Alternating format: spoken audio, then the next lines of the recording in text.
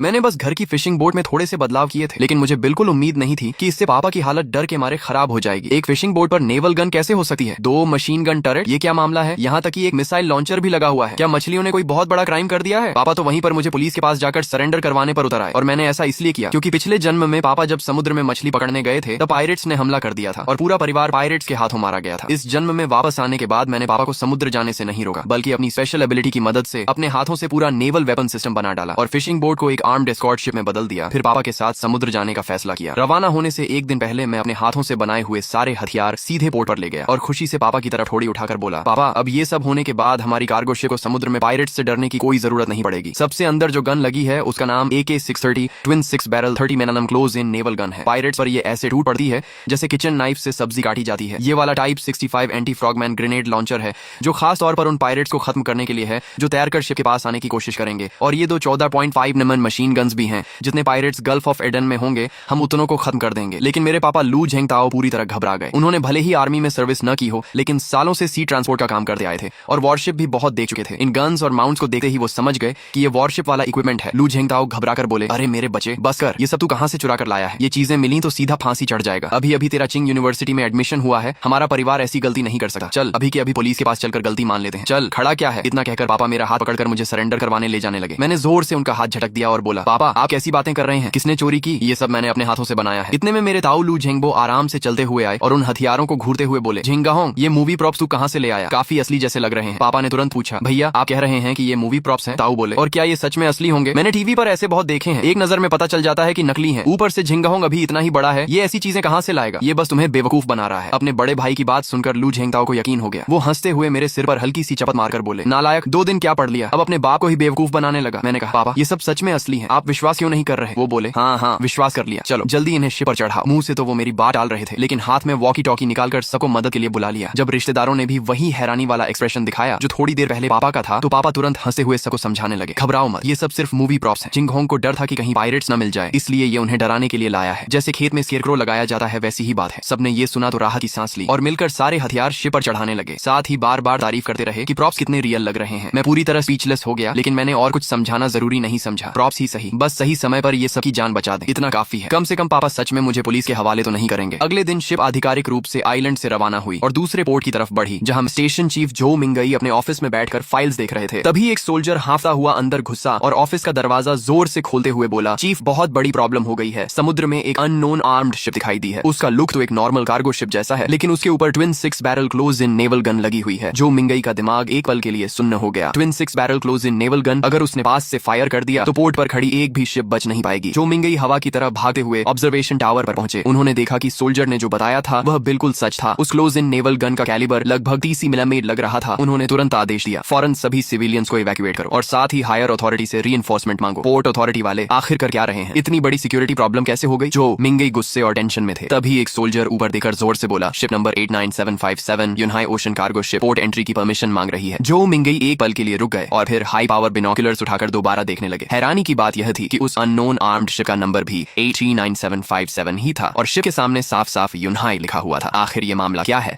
देश की cargo ship पर वेपन्स कब से लगने लगे, और वो भी इतने एडवांस नेवल इक्विपमेंट? जो मिंगई तुरंत ऑफिस लौटे, कंप्यूटर खोला और कार्गो शिप की रजिस्ट्रेशन इन्फॉर्मेशन चेक की। सारे डॉक्यूमेंट्स देखने के बाद उन्होंने कम्युनिकेशन सिस्टम उठाया और बोले, यूनहाई ओशियन कार्गो शिप, मैं हाइजू मिलिट्री इंस्पेक्शन स्टेशन का चीफ जो मिंगई बोल रहा हूँ। तुम्हारी शिप पर लगे वेपन्स का क्या मामला है? पापा लू झेंगताओ ने कॉल मिलने पर वही पूरी बात बता दी कि ये सिर्फ पायरेट्स को डराने के लिए मूवी प्रॉप्स हैं। जो मिंगई ने पूरी बात सुनने के बाद कुछ राहत की सांस ली और कहा कि शिप को पहले थोड़ा दूर रोक दो, फिर वह खुद इंस्पेक्शन टीम लेकर चेक करने आएंगे। कुछ ही देर बाद यूनहाई शिप धीरे धीरे डॉक पर आकर रुकी। लू झेंगताओ ने तुरंत सारे डॉक्यूमेंट्स, सर्टिफिकेट्स और फॉर्मेलिटीज के पेपर्स जो मिंगई को सौंप दिए। जो मिंगई ने एक एक पेपर ध्यान से चेक किया, लेकिन कोई भी प्रॉब्लम नहीं मिली। इसके बाद उन्होंने इंस्पेक्शन टीम को शिप पर चढ़ने का आदेश दिया। जब उन्होंने डेक पर लगी twin 6 barrel close in naval gun देखी तो बोले, कैप्टन लू, आप लोगों को शिप पर ये सब लगाने का आइडिया कैसे आया? और आप कह रहे हैं कि ये सिर्फ पायरेट्स को डराने के लिए है? ये सुनकर लू झेंगताओ गर्व से बोले, ये सब मेरे बेटे का आइडिया है। उसने बताया कि गल्फ ऑफ एडन सुरक्षित नहीं है, इसलिए खास मेरे लिए ये सब तैयार किया। पहले तो मैं भी बहुत डर गया था, लेकिन मेरा बेटा बहुत इंटेलिजेंट है। वो इस साल हैजू का कॉलेज एंट्रेंस एग्जाम टॉपर भी है। जो मिंगई चौंक गए और बोले, टॉपर, क्या तुम्हारे बेटे का नाम लू झिंगाहोंग है? लू झेंगताओ तुरंत बोले, हाँ हाँ बिल्कुल वही। जो मिंगई के घर में भी एक बच्चा था जिसने इस साल वही एग्जाम दिया था, इसलिए उन्होंने यह नाम पहले ही सुन रखा था। उसी समय शिप के दूसरे हिस्से की इंस्पेक्शन करके लौटे। सोल्जर्स ने रिपोर्ट दी, चीफ शिप का कार्गो बिल्कुल ठीक है, लेकिन पीछे वाले कैबिन के सबसे अंदर एक रूम लॉक है। इतना सुनते ही माहौल अचानक अचानक सीरियस हो गया। पापा के चेहरे का रंग भी बदल गया क्योंकि पीछे वाला वही छोटा स्टोर रूम था जहाँ आमतौर पर बेकार सामान रखा जाता था। आखिर वह अचानक लॉक क्यों था? मैंने तुरंत आगे बढ़कर कहा, वह रूम मैंने टेम्पोरेरी मॉनिटरिंग रूम में बदल दिया है। उसमें रेडार कंट्रोल सिस्टम और सोनार पोजिशनिंग सिस्टम लगाया है और अंदर 2 कंप्यूटर्स रखे हैं। घर से निकलते समय मैंने जल्दी में उसे लॉक कर दिया था, अभी जाकर खोल देता हूँ। लेकिन मैंने पूरी सच्चाई नहीं बताई। असल में उन 2 कंप्यूटर्स का असली काम बाहर लगे बड़े वेपन्स को कंट्रोल करना, एनिमी फायर पावर को जल्दी आइडेंटिफाई करना और अटैक शुरू करवाना था। इसके बाद मैं सबको लेकर पीछे वाले कैबिन में गया। जैसे ही डोर खुला, जो मिंगई ने पहले कंप्यूटर स्क्रीन पर चल रही मॉनिटरिंग देखी, फिर उनकी नजर कॉर्नर में रखे 2 वुडन बॉक्सेस पर पड़ी। उन्हें देखते ही उनका चेहरा बदल गया। उन बॉक्सेस के अंदर 2 और 30 मिलीमीटर क्लोज इन वेपन्स और साथ में यूनिवर्सल मशीन गन्स रखी थी। उनकी मेटल क्वालिटी और फिनिशिंग इतनी रियल थी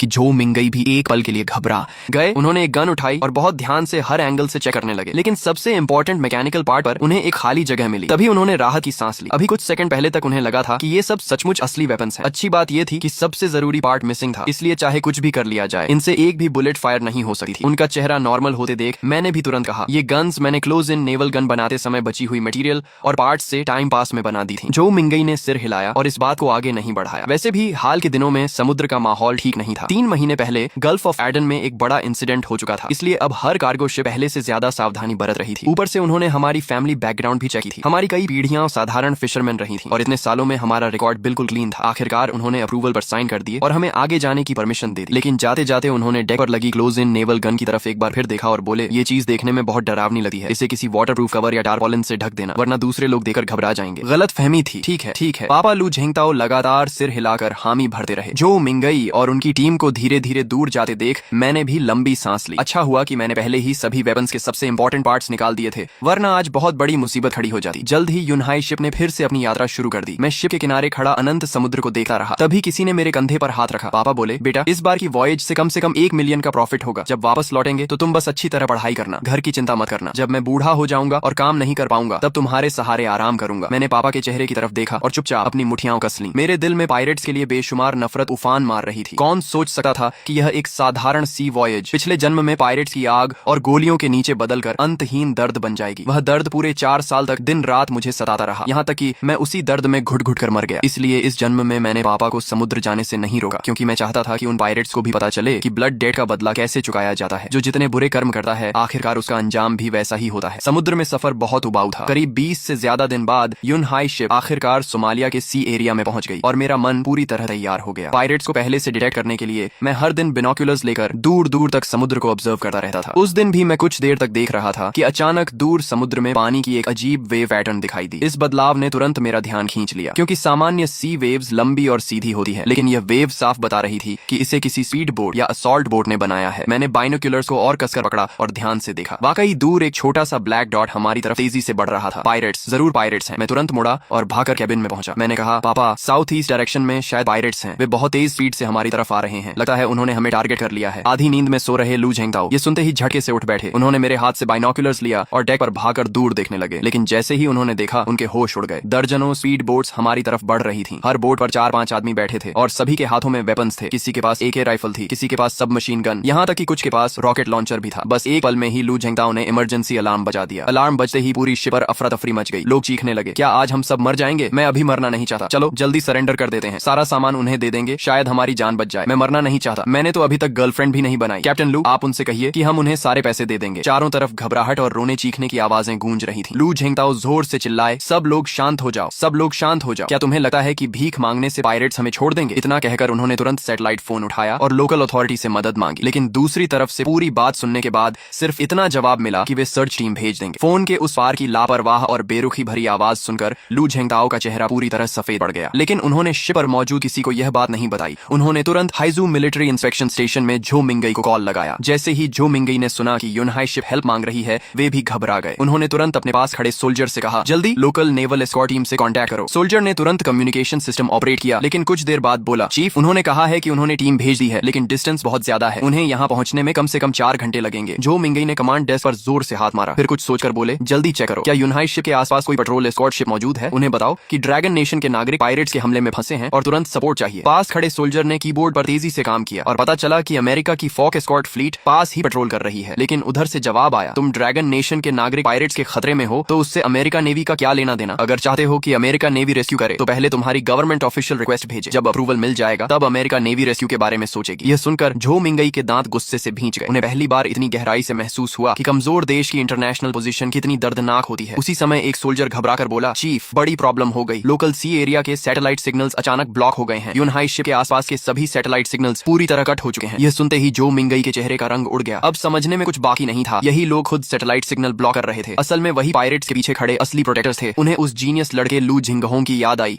और वह थके हुए चेयर पर बैठ गए। उधर यूनहाई कार्गो शिप पर पापा लू झेंगताओ ने सैटेलाइट फोन पर नो सर्विस का मैसेज देखा तो पूरी तरह निराश हो गए। उन्होंने घबराए हुए क्रू की तरफ देखकर कहा, अब हमारे पास कोई दूसरा रास्ता नहीं बचा। हाथ पर हाथ रखकर मरने से बेहतर है कि बच्चों को भागने का थोड़ा टाइम दें और उन हरामी पायरेट्स से आखिरी सांस तक लड़ें। चाहे हम जीतें या हारें, लेकिन मरने से पहले उन्हें भारी कीमत चुकानी पड़ेगी। बच्चे जल्दी से शिप से कूद जाए और शिप के किनारे तैरते रहें, वापस ऊपर मत आना। किसी ने आयरन रॉड उठा ली, किसी ने वुडन स्टिक पकड़ ली। सब बोले, हाँ, बैठकर मरने से अच्छा है कि इन पायरेट्स से जान की बाजी लगाकर लड़ें। जब पापा ने देखा कि सबकी घबराहट कुछ कम हो गई है तो वह मुझसे कुछ कहना चाहते थे, लेकिन उन्हें मैं कहीं दिखाई नहीं दिया। जैसे ही वह मुझे ढूंढने निकलने वाले थे, मैं कैबिन में दौड़ता हुआ पहुंचा और सबकी तरफ देखकर बोला, सब लोग घबराइए मत, हम पायरेट्स को रोक सकते हैं। फिर मैंने पापा की आंखों में देखकर गंभीर आवाज में कहा, पापा, मैंने पहले भी कहा था कि जो वेपन्स मैं लाया था वो मॉडल्स नहीं बल्कि सचमुच असली है। इतना कहकर मैंने 2 वुडन बॉक्सेस बीच में रखे। एक बॉक्स से मशीन गन निकाली और दूसरे बॉक्स से उसके इंपॉर्टेंट पार्ट्स निकालकर कुछ ही सेकंड में पूरी गन असेंबल कर दी। फिर मैंने सब बड़े लोगों से कहा, कृपया मुझ पर भरोसा कीजिए, मैं अपनी और आपकी जान के साथ मजाक कभी नहीं करूंगा। जो यंग लोग हैं वे मेरे साथ मिलकर बॉक्सेस में रखे बाकी पार्ट्स भी जल्दी असेंबल करें। शिप पर मौजूद सभी लोग हैरान थे, लेकिन उन्होंने अपने मन का शक दबाया और तुरंत काम में लग गए। उधर समुद्र में पायरेट स्पीड बोट्स पर तेजी से आगे बढ़ रहे थे। उनकी आंखों में पागलपन और लूट की खुशी साफ दिखाई दे रही थी। लेकिन जब उनकी बोट्स यूनहाई शिप से लगभग 3 नॉटिकल माइल्स दूर पहुंची तो एक लुकआउट का चेहरा बदल गया। वह तुरंत बॉस हसन सालेह के पास पहुंचा और जो देखा था सब बता दिया। हसन ने मुंह में सिगार दबाई, पास वाले पायरेट से बिनोकुलर्स लिया और शिप की तरफ देखा। फिर उसकी भौहें सिकुड़ गईं। उसने कहा, ये शिप पर नेवल गन कैसे लगी है और इतने लोग यूनिवर्सल मशीन गन क्यों चला रहे हैं? हमें तो बताया गया था कि ये सिर्फ कार्गो शिप है। लेकिन जब उसने और ध्यान से देखा तो अचानक हंस पड़ा। उसने देखा कि लोगों के हाथ में वेपन्स तो हैं,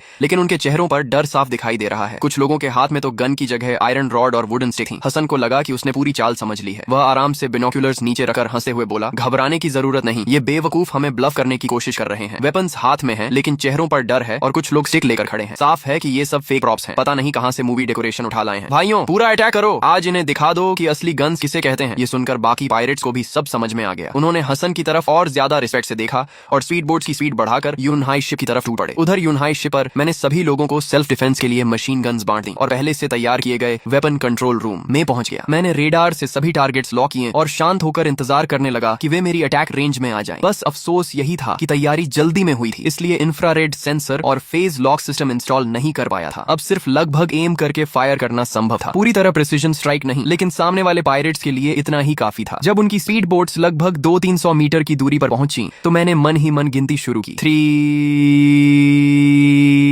जैसे ही गिनती खत्म हुई, डेक पर लगी नेवल गन से जोरदार मैकेनिकल साउंड आई। अगले ही पल उसकी बैरल से आग की लपटें और गोलियों की बारिश निकल पड़ी। सबसे आगे दौड़ रही कई स्पीड बोट्स एक ही पल में भीषण एक्सप्लोजन के साथ उड़ गईं। समुद्र के ऊपर आग का विशाल गोला फूट पड़ा। कुछ ही सेकंड में उनकी 10 से ज्यादा स्पीड बोट तबाह हो गईं। बाकी पायरेट्स यह नजारा देखकर दहशत में आ गए। कुछ तो बोट घुमाने का मौका भी नहीं पा सके और घबराकर समुद्र में गिर पड़े। शिप पर सभी लोग खुशी से चिल्ला उठे, हम जीत गए, हम सचमुच जीत गए, पायरेट्स भाग गए, ये वेपन्स सच में असली थे, अब हमें मरना नहीं पड़ेगा। कुछ लोग बोले, पायरेट्स इतने तेज भागे कि हमें तो फायर करने का मौका भी नहीं मिला। सब लोग मौत के मुंह से बच निकलने की खुशी में कभी हंस रहे थे, कभी रो रहे थे। डर खत्म नहीं हुआ था, बस अब दूसरी तरफ पहुंच गया था। उधर जान बचाकर भाग रहे पायरेट्स अभी तक शौक से बाहर नहीं आ पाए थे। वे चीख रहे थे, वो लोग इंसान नहीं शैतान हैं। बहुत डरावना था। मैं घर जाकर अपनी माँ के पास जाना चाहता हूँ। हसन अपनी घायल जांघ पकड़कर दर्द सहते हुए सैटेलाइट फोन निकालता है। सिग्नल मिलते ही उसने तुरंत अपने बॉस को कॉल किया और बोला, बॉस, मुझे लगता है हमारे साथ धोखा हुआ है। हमें बताया गया था कि वो एक मर्चेंट शिप है, लेकिन वो तो एक भयानक फेक वॉरशिप निकली। हमारी 20 से ज्यादा स्पीड बोट्स खत्म हो गईं और लगभग 100 आदमी मारे गए। जिन लोगों ने हमें यह इन्फॉर्मेशन दी थी उन्होंने जानबूझकर झूठ बोला। उधर से जवाब आया, तुम लोग वापस आकर इलाज करवाओ, मैं उनसे खुद हिसाब पूछूंगा। इतना कहकर उसने सीधे अमेरिका की फॉक कैरियर फ्लीट के सुप्रीम कमांडर रॉस केल्मन को फोन लगाया। लेकिन जैसे ही रॉस ने सुना कि ड्रैगन नेशन की कार्गो शिप पर वॉरशिप वाले वेपन्स लगे हैं, उसकी आंखें चमक उठी। उसने सामने वाले की बात पूरी सुने बिना ही फोन काट दिया और तुरंत फॉक एस्कॉर्ट फ्लीट को ऑर्डर दिया, फौरन ड्रैगन नेशन की यूनहाई कार्गो शिप की तरफ रवाना हो जाओ। उन बेवकूफों ने मर्चेंट शिप को को मिलिट्री एस्कॉर्ट शिप बना दिया है। ये इंटरनेशनल ट्रीटी का सीधा वायलेशन है। वहां पहुंचकर फोटोज और एविडेंस कलेक्ट करो, फिर बिना देर किए शिप को सिंक कर दो। ऑर्डर देने के बाद रॉस जोर से हंसने लगा। उधर यूनहाई शिप पर मैं खुशी मना रहे सभी लोगों को देख रहा था कि तभी अचानक मुझे पिछले जन्म की एक बात याद आई। जब 2007 में पापा और बाकी लोग मारे गए थे, तब से मैं गल्फ ऑफ एडन की सारी न्यूज लगातार फॉलो करता रहा था। लगभग 2010 के आसपास ऐसी अफवाहें फैली थीं कि कुछ वेस्टर्न कंट्रीज का पायरेट्स के साथ सीक्रेट कनेक्शन था। मुझे अचानक पहले ब्लॉक हुए सैटेलाइट सिग्नल्स की बात याद आ गई। मैं तुरंत चिल्लाया, सब लोग जल्दी करो, नेवल गन की सारी बैरल्स निकाल दो। जैसे ही हमने गन्स के बैरल्स उतारे, दूर से अमेरिका की फोक एस्कॉर्ट वॉरशिप हमारी तरफ आती दिखाई दी। जैसा मैंने सोचा था वैसा ही हुआ। उसी पल मेरे दिमाग में एक शानदार आइडिया आया। मैंने तुरंत पापा की तरफ मुड़कर कहा, जल्दी एक ओपन टेलीग्राम भेजो, उसमें लिखो कि अमेरिका नेवी ने हमारी हेल्प की, इसके लिए हम उनका दिल से धन्यवाद करते हैं और हम अपनी तरफ से उनका आभार जरूर व्यक्त करेंगे। याद रखना, ऐसे कई टेलीग्राम भेजना। यह सुनकर पापा लू झेंगताओ पूरी तरह कंफ्यूज हो गए। उन्होंने कहा, अरे पायरेट्स को तो हमने खुद भगाया है, फिर अमेरिका को थैंक्स क्यों दें? सब लोग मेरी तरफ सवालों भरी नजरों से देखने लगे। मैंने बिना कुछ छिपाए कहा, पापा जरा सोचिए, अगर अमेरिका की वॉरशिप इतने दिनों से यहीं पेट्रोल कर रही थी तो यहाँ के पायरेट्स इतने बेखौफ कैसे घूम रहे थे? आप बस मुझ पर भरोसा कीजिए। उधर अमेरिका की फोक एस्कॉर्ट वॉरशिप पर कैप्टन चार्ल्स वॉकर समुद्र में फैले मलबे को देखकर और दूर खड़ी यूनहाई शिप को देखते हुए मुस्कुरा रहा था। उसे लग रहा था कि बस यूनहाई शिप तक पहुंचकर उसकी फोटोज लेनी है और उसके बाद उसे बहुत बड़ा क्रेडिट मिलेगा। वह अभी अपने फ्यूचर रिवॉर्ड के बारे में सोच ही रहा था कि अचानक सुप्रीम कमांडर रॉस का फोन आ गया। रॉस गुस्से में चिल्लाया, सुना है तुम लोगों ने ड्रैगन नेशन की शिप के लिए एम्बुश लगाकर पायरेट्स को खत्म किया? चार्ल्स पूरी तरह हैरान रह गया और बोला, मैंने कब ड्रैगन नेशन वालों की हेल्प की? रॉस की डांट अभी चल ही रही थी कि तभी एक सोल्जर एक टेलीग्राम लेकर आया। चार्ल्स ने जैसे ही उसे पढ़ा, उसका चेहरा उतर गया। टेलीग्राम में लिखा था, अमेरिका एस्कॉर्ट वॉरशिप का धन्यवाद, जिसने ड्रैगन नेशन की यूनहाई शिप को पायरेट्स से बचाया। हम अपनी तरफ से 10,000 RMB डोनेशन देकर उनका आभार व्यक्त करते हैं। उम्मीद है अमेरिका इसे स्वीकार करेगा। यह पढ़ते ही चार्ल्स ने गुस्से में अपनी मुट्ठी टेबल पर दे मारी। वह चाहता था कि इसी मौके पर यूनहाई शिप को डुबो दे, लेकिन अब बहुत देर हो चुकी थी। जब टेलीग्राम दुनिया तक पहुंच चुका था तो इसका मतलब यूनहाई शिप के सुरक्षित बचने की न्यूज भी फैल चुकी थी। अब अगर वह हमला करता तो पूरी दुनिया को शक हो जाता। कुछ देर बाद लोकल कोस्ट गार्ड भी वहां पहुंच गई, लेकिन हैरानी की बात यह थी कि उनकी पेट्रोल बोट यूनहाई शिप के पास आने के बजाय सीधे अमेरिका की वॉरशिप के पास जाकर रुकी। लगता था कि उन्हें भी वही ओपन टेलीग्राम मिल चुका था और वे सचमुच मान बैठे थे कि अमेरिका ने पायरेट्स को हराया है। अब वे अमेरिका की तारीफ करने पहुंचे थे। मुझे मन ही मन हंसी आ रही थी। सोच रहा था कि जब local coast guard captain Charles की तारीफ करेगी तो वह खुशी से हंसेगा या गुस्से से खून पी जाएगा। उसी समय मेरे दिमाग में सिस्टम की नोटिफिकेशन गूंजी, बधाई हो होस्ट, आपने बिगिनर वेपन टेस्ट सफलतापूर्वक पूरा कर लिया। आपने कुल 102 पायरेट्स को खत्म किया। आपको S++ रेटिंग मिली है। रिवॉर्ड के रूप में 3000 पॉइंट्स दिए जाते हैं। मैं एक पल के लिए सिहर उठा। अगर सिर्फ एक वेपन टेस्ट में इतने लोग मारे गए तो आगे नए वेपन टेस्ट करने के लिए भी क्या लोगों को मारना पड़ेगा? लेकिन अगले ही पल मैंने खुद को समझाया, वे सब निर्दयी पायरेट्स थे जो न जाने कितने क्राइम्स कर चुके थे। उनका अंत होना तय था। अगर मैंने उन्हें खत्म किया तो यह गलत नहीं बल्कि जस्टिस था। मैंने सिर उठाकर सामने खड़ी अमेरिका की विशाल वॉरशिप को देखा। इस दौर में ड्रैगन नेशन की मिलिट्री टेक्नोलॉजी अभी भी अमेरिका से काफी पीछे थी। अगर मुझे अमेरिका की वॉरशिप टेक्नोलॉजी मिल जाए तो जैसे ही यह विचार मेरे मन में आया, सिस्टम की आवाज फिर सुनाई दी, होस्ट ये संभव है। ये सिस्टम सामने मौजूद टेक्नोलॉजी को एनालाइज करके